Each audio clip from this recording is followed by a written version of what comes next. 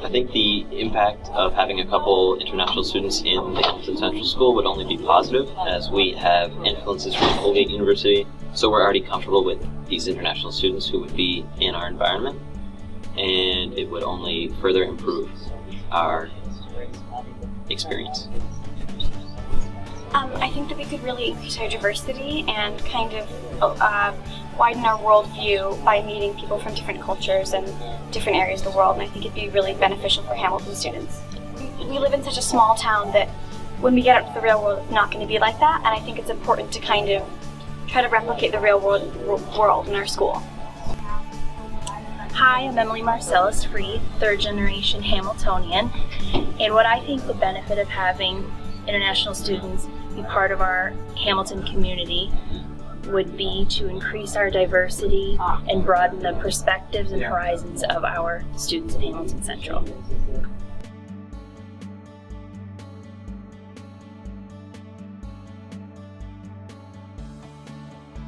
You get to realize when they come to your school for a year, they are part of your school. They will, from that point on, if you look at so many of the Facebooks, they'll say, you know, where they're from. Sometimes they still say Newcomb, New York. I am a 6-year host of international students, and the program is absolutely wonderful. So I hope you all will be open to giving it a try. As they learn from us culturally, we experience new people just because we're from Newcomb, so there's not too much diversity, but because of this program we can meet new cultures, and again, we both learn from each other. I was always excited because of being a small school, like when we had new faces show up, you know, whether, you know, most of the time it was just new families that were moving into town, so I just saw everything good about it. And then he asked me if I wanted to host a student, so I was, yes, absolutely. So I was one of the original host families. I really think that everyone can benefit from the diversity in the culture. It's really neat to have students from all over the world and to get to know them and to get a feel for what, you know, life is like, you know, where they come from.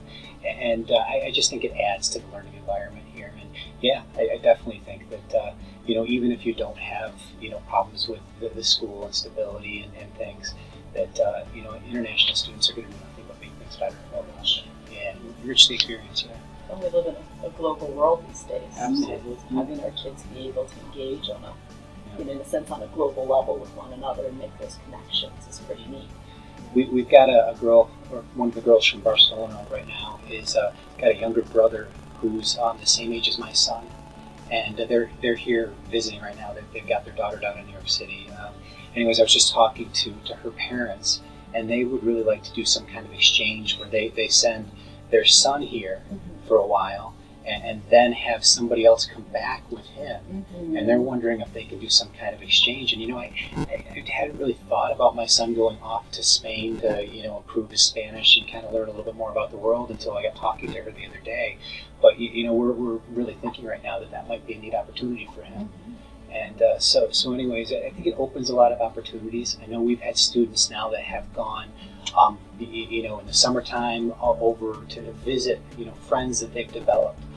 Andrew Sponable has gone off to Spain and spent the whole summer in Spain, I think a couple different times now, to be with friends that he, you know, got to know when they were international students here with us. So, you know, it's kind of a neat thing. But through all the headaches and all the curriculum that I've had to modify and rethink, and I don't mean that in a bad way too, because rethinking it and how I present it, not a bad thing either. And sometimes when certain international students, just like certain Newcomb students, are not model students, and it makes me upset, it's all good, and the good outweighs the negative. As we move forward with this, if we're building interest amongst our teachers and staffs, a good building point would be the Rotary Club students that we have had. Right. And the strengths that they're bringing. Except they're not even there, they're on cultural visas. Right, but you're still getting an international student absolutely. that is coming into your classroom, so that could be a good point. The only difference is, that I would say, is that you're getting students who academically are stronger. Okay. But what was kind of a common concern that came up amongst the community? I don't know the community as much. Or even the school. I think it was what the cultural differences maybe, and where are they going to be academically with us? Is this going to be a problem bringing in students into, let's say, an ELA classroom where there could be some huge differences in language? And we did maybe run into that a little bit over the years, but we've certainly improved, and we really put them through a good process now. We Skype them, we talk to them, we communicate with them before we really make a decision as to whether we're going to accept them in the program here. So we've kind of alleviated that language issue for the most part. As far as the international program, from my perspective, it's a great thing. Science and math are one of these things where most of the international students that we get are so incredibly strong with their math abilities and their science abilities. And so, but when I get international students, usually they are at the same level as our students here would be, or even stronger, especially in math. I hate to stereotypicalize, but it seems like a lot of the students from the Far East, from China, Vietnam, Russia, their math abilities are just so incredible compared to our average students here. And it makes it so that your math and science department are really not going to have to worry about teaching the international students. Are they going to fit in with our students? That sort of thing. I know that we went through some growing pains early on with the social studies in the ELA. I think the key thing with this international program, as far as making sure that the students can blend and work with your social studies ELA department, is just making sure that you really screen the international students coming in, so that you're getting students that have strong English ability. If you bring in students that just don't know English well enough, it can really make it very, very difficult for those teachers. And it makes it very difficult, to try to get them caught up and to have them doing the same types of assignments and understanding what you're doing in class. And so I guess that would be my big... They consider them temporary students, though they have a F1 visa that allows them here because they're here for a year. They do not need to be a part of APPR. They do not need to be a part of Regents, unless, again, if they are going to graduate.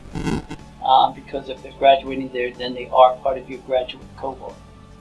And so you would have to, but other than that, no. And requirements for vaccinations are more complicated probably than any other state. So you have to make sure that that your nurse is really on top of the requirements. And when you're dealing with students from other states, sometimes it can be a pain, but it's doable.